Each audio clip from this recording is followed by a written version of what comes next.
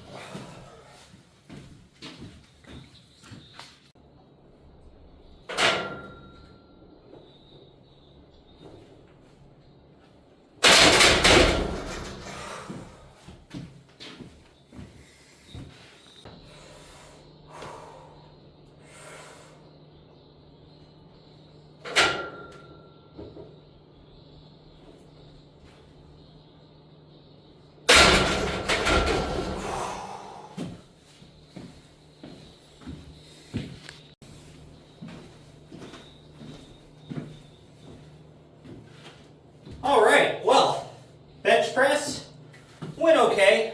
Instead of going four reps at 225, I decided to hit it for a single, and then go 245 for a single, 265 for a single, and we're able to work up today. And hit a really nice, clean 265 rep. So, next week, we'll go ahead and we'll try to repeat that same thing, and we'll just go 245, 265, and then 275, I think is what we'll end up going to, just to re-hit that, and then we'll just slowly start trying to work that up again. I think that's going to be the way for us to get to that 315 bench press that we're shooting for. And once we get to that 315, that's where I'm going to want to hang out for a while and just work on gradually adding reps to everything else. And working that 315 up to probably, at first a set of 2, then 2 sets of 2, and then we'll try to get to 2 sets of 3, and then 3 sets of 3. And once I can do 3 by 3 at 315, I'm going to be pretty happy with just hanging out there. Maybe shoot for like a 365, but initially we've got to get to 315 and be able to repeatedly bench press that over and over. So, now we're going to go ahead and move into chest flies. Nice slow squeezing reps, just a bunch of blood. And really work on that contraction.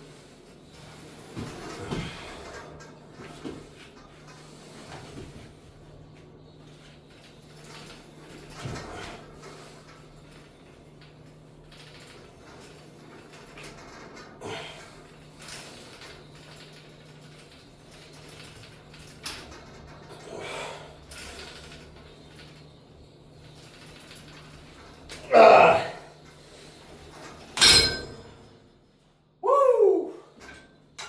Well, I don't think we're going to be able to go up past 40s.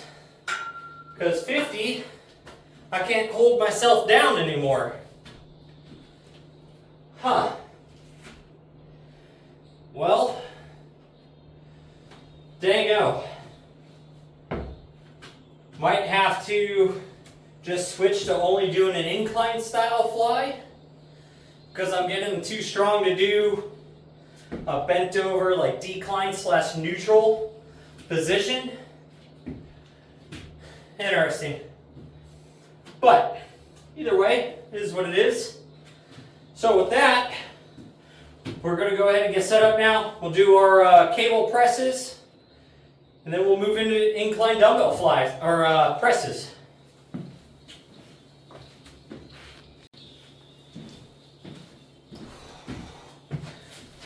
All right, so we still have 50 pounds on here. We're going to see if we can knock out some sets here. Maybe the weight will go up. Maybe we'll just stay at 50. But let's go ahead and get into these things.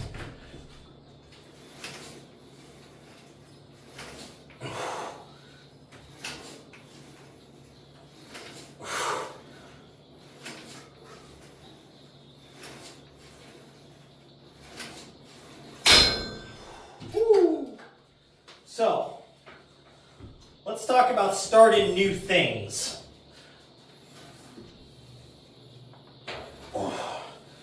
I am working on starting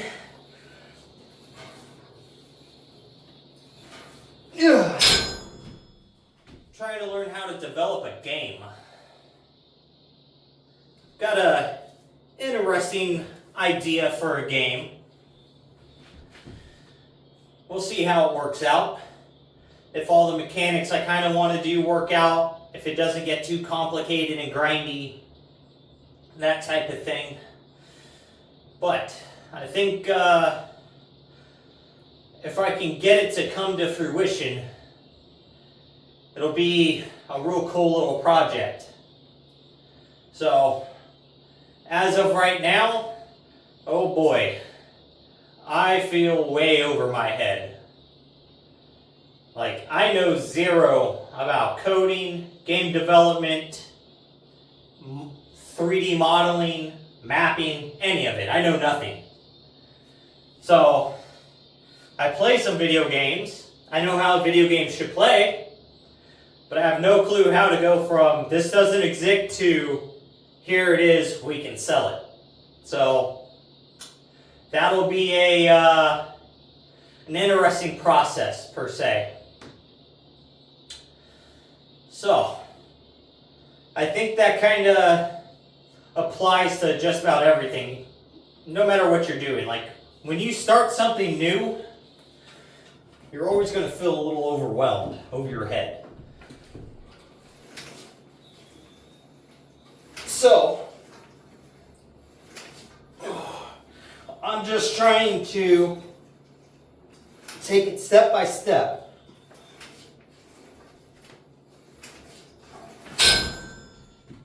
We're going to start by learning how to import things into the program,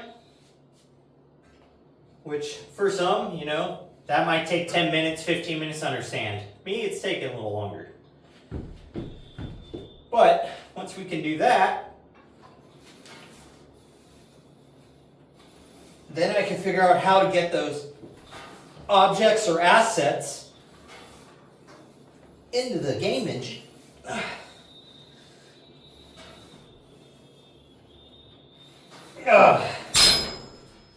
then I can start going from there. So I think the first goal is going to be some sort of just land mass, basically, right? And then I can start working on character modeling. If I could build the characters' models and each phase of the character model, then we have like its progression steps, right? So as you gain experience and you move on through the game, your model is going to end up changing some. Whew. But I think that's the first little step, because without a character, it doesn't matter what else is there, right? It doesn't matter if the map's made. It doesn't matter if you can interact with something on the map. If there's no character to get to it and use it, it doesn't matter. But I've got a buddy who's going to help me with this little project. And, I see it as super beneficial for both of us. It's something he's a little more familiar with. I am not. But he also has another project he wants to take on that I'm very familiar with, and he is not. And doing one may help us both get to the next one.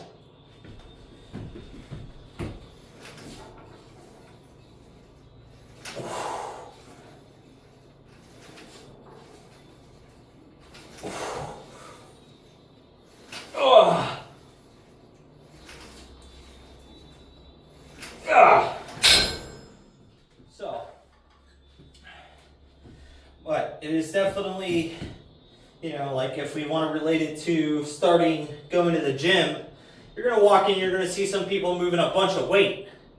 And then you're going to have this random expectation of like, oh, one day I have to be that strong, or I have to be that big, or that lean, or whatever. If you want to, you can be. But you don't have to get to that super high echelon. Your first goal is just to go to the gym. Just show up there. Do one exercise. And once you can get yourself to show up and do one exercise, or just a little bit of cardio, or whatever, use the sauna in the steam room. Doesn't matter. But once you can show up there and set that habit, then you can make the next step of like, okay, let's do 2 or 3 exercises.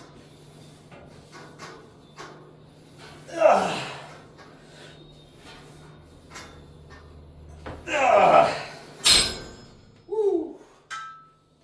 Or maybe you want to build a race car. So then that first step is figuring out what chassis you want and just get it. Get whatever car you want to have. Your first race car, it's never going to be perfect. It's never going to matter. So just find a car you like and you think is cool and start from there. Because you're going to learn a lot along the way. When you're doing brakes and you're doing suspension, and then you're doing like rear end stuff, and you're doing transmission stuff, and you're doing engine stuff, you're going to build these little basics. Because race cars take a lot of knowledge for the most part. And sometimes a few people with a lot of knowledge, depending upon how fast of a race car you're trying to get. So it takes these steps of like, okay, well, I've learned how to adjust my shocks for this reaction. I've learned if I'm braking in this specific way, it loads the car into the corner a specific way. Or say you're drag racing, the speed in which you got to let the clutch out with the throttle for the tires and the track condition and all that stuff. Like, you're going to learn all these things and you're going to break some parts. And you're going to learn how to replace those parts, and you're going to figure out why they break and how they break. It's the same just about everything. In the gym, you're going to be like, oh man, I can't figure out why I can't get my bench press to go up another 5 pounds. But it could be your elbows are a little too far out. You're not doing enough lat work. Your triceps are too weak, or whatever. Like trying to build a computer game, like why isn't this model moving a certain way? And it's because there's a piece of code that's missing, or two pieces of code that's telling it to do two things at once, and only one of them works. So you run into little problems, but you have to learn how to get past those problems. But to get to that point, you have to start. Like, you've got to get to the point of having those problems to get past the problem. Because everything is just not even really a problem. Just think about them as specific tasks to get to the next level or next process. It's the same as like cooking. Like, you have to cut and chop up your vegetables before you add them to the skillet to make stir fry. Like, you can't just put raw veggies on the plate with your meat, or you got to figure out how to make a sauce or whatever. Like, everything has steps to complete a task. And people get, I think, a little overwhelmed with the end because they want to be done before they've even started. So it creates a lot of stress and a lot of point of like, oh, like how come I'm not done yet? Like, why aren't I understanding this? Like, you can create 1,000 reasons to feel bad and to stop doing something versus creating the one reason to keep pushing. And it's kind of weird how the brain, for the majority of people, is willing to accept failure versus coming up with the reason to keep working. But now that I'm done with that, I'm going to get set up. We'll get into our dumbbell incline presses, and then we can get into some triceps.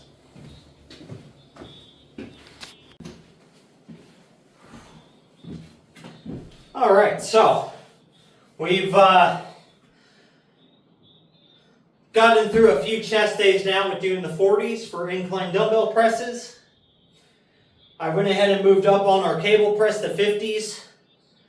So I'm going to go ahead and make the jump up to 55s on the dumbbell incline press. I think we're ready for it, so we'll find out right now. And it goes along with you got to keep going little baby steps at a time to get past each task. Like, my goal here is to get up to the 70s. So every so often, I'm going to be able to complete my sets and be able to move up to the next weight. So it's you got to be fairly goal oriented, but be able to break down your big goals into little goals. Because if you're just looking at that big goal, you'll never take the enjoyment of achieving the little steps.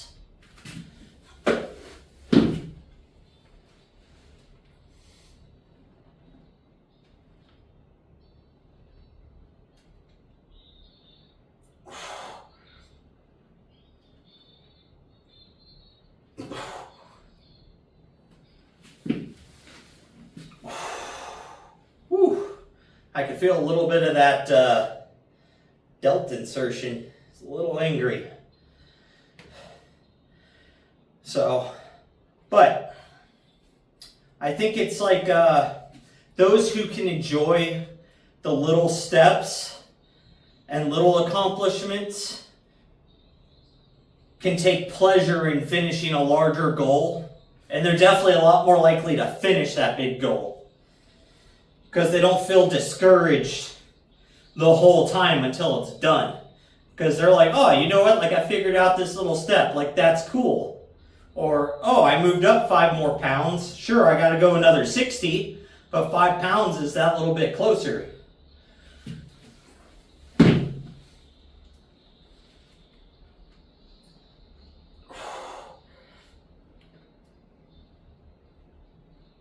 Ugh.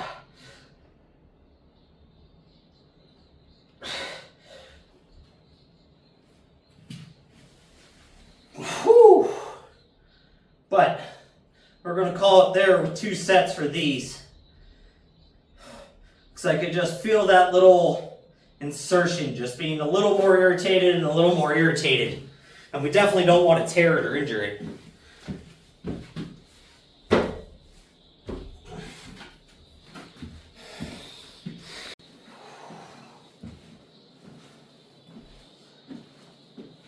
Alright, so we've kind of been ignoring the single arm tricep extension for the last few chest days.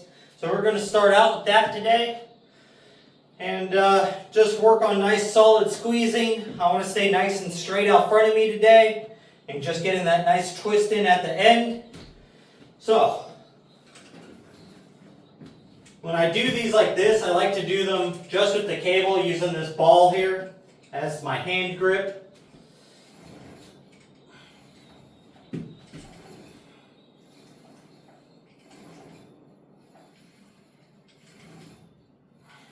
And I like to take these super slow. Just trying to get a nice solid contraction.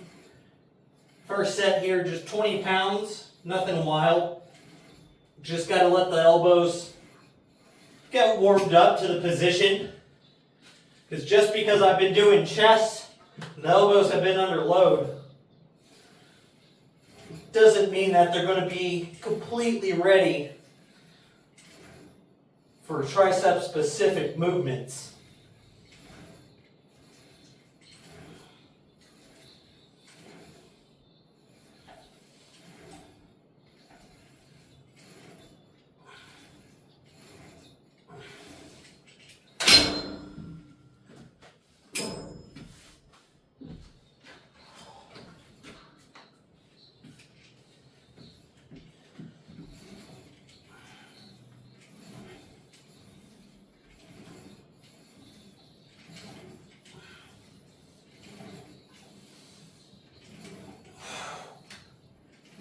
Ooh.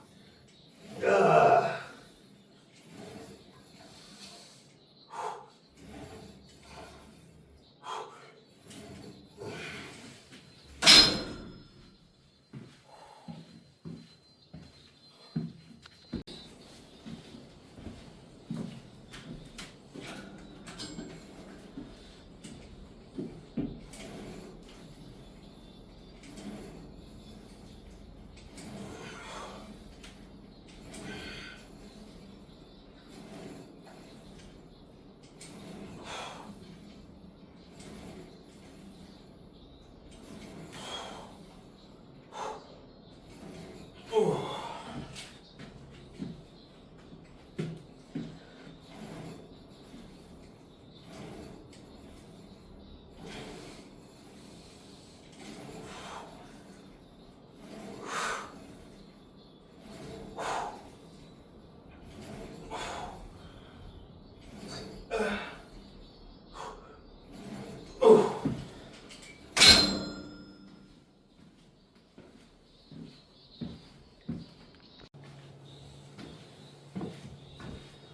All right, so single arm, isolated tricep extensions, done. Have a big pump going. So now we're going to go ahead and switch around to overhead tricep extensions using the Easy Curl attachment. I like that 45-degree angle there on the wrist. Makes it kind of a bit more comfortable when in this position. Doesn't hurt my elbows as much. But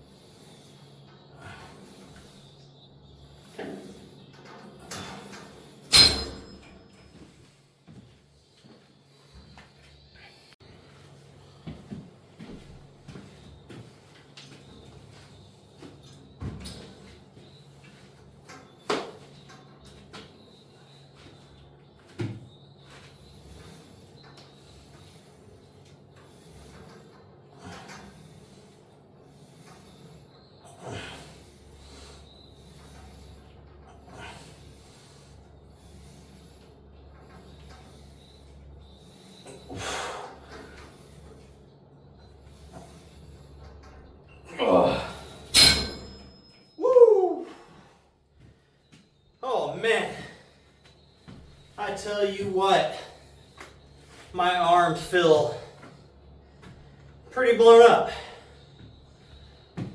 But with that, guys, that's going to go ahead and end today's chest and triceps. So make sure you're out there working towards your goals, getting your stuff done. Most of all, just don't be a lazy fuck.